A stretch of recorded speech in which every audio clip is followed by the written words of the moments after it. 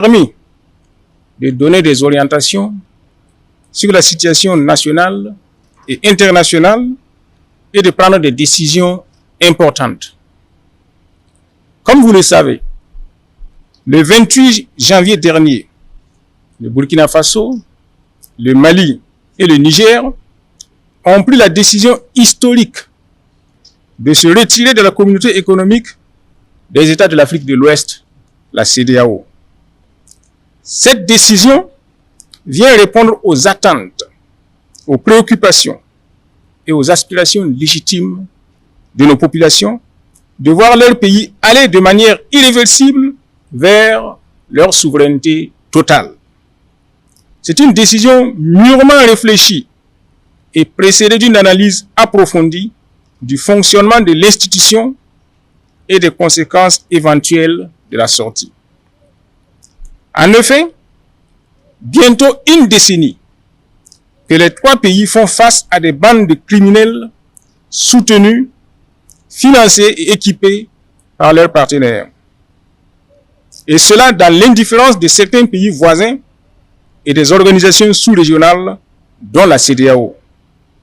Cette situation nous a conduit à porter sur les fonds baptismaux, le 16 septembre 2023, l'Alliance des États du Sahel, AES.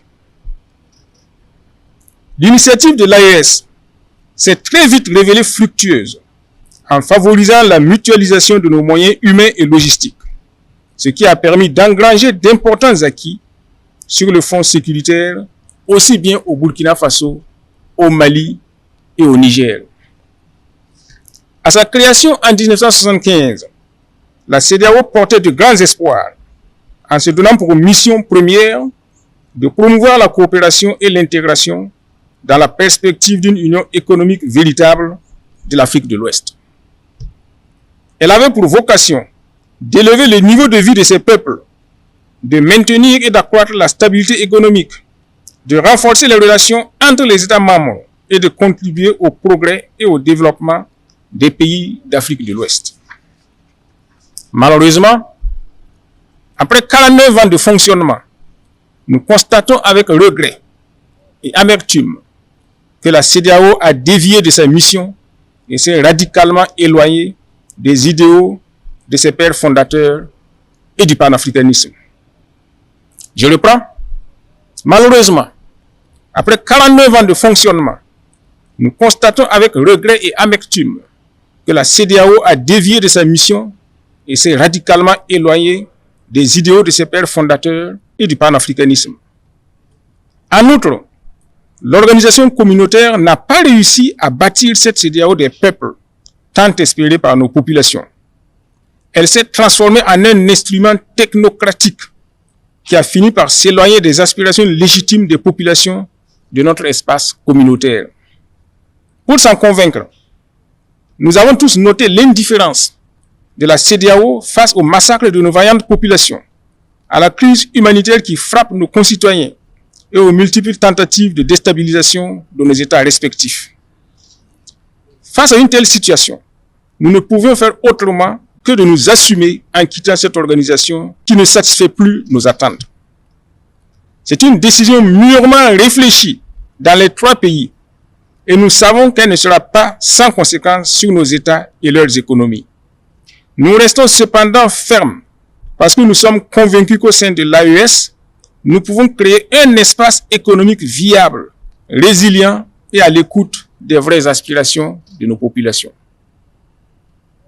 L'AES, c'est aujourd'hui l'alliance des peuples du Sahel, mus par le désir souverain d'être maîtres de leur destin pour la construction d'un espace sahélien de paix, de sécurité, de stabilité et de développement partagé pour tous.